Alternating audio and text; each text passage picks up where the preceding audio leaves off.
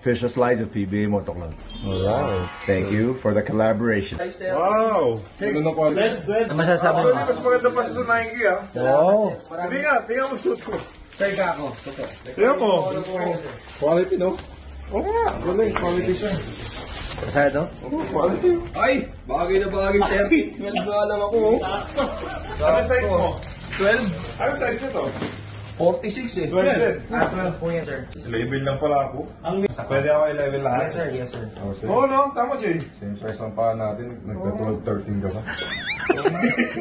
Feeling malaki, feeling malaki. Opa. Maganda naman ako ano eh. Ayun nga eh.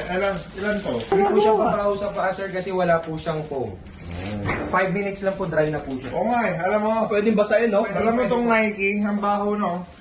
Kasi medyo ano siya. May foam. Pero ito, Pag nagsuot ka, pwedeng isang puti, isang pula. Isang puti, surprisingly comfortable siya kahit rubber siya. No?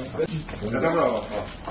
Yung size 11. Wow, Ikaw size na 12. hindi na lagi suot mo. Dapat eh. Alright, mga amazing ako.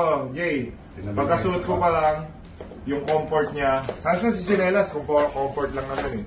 So, yung quality, okay din, maganda. But, madidistinguish natin yung quality sa time. Pero yung comfort, 100%.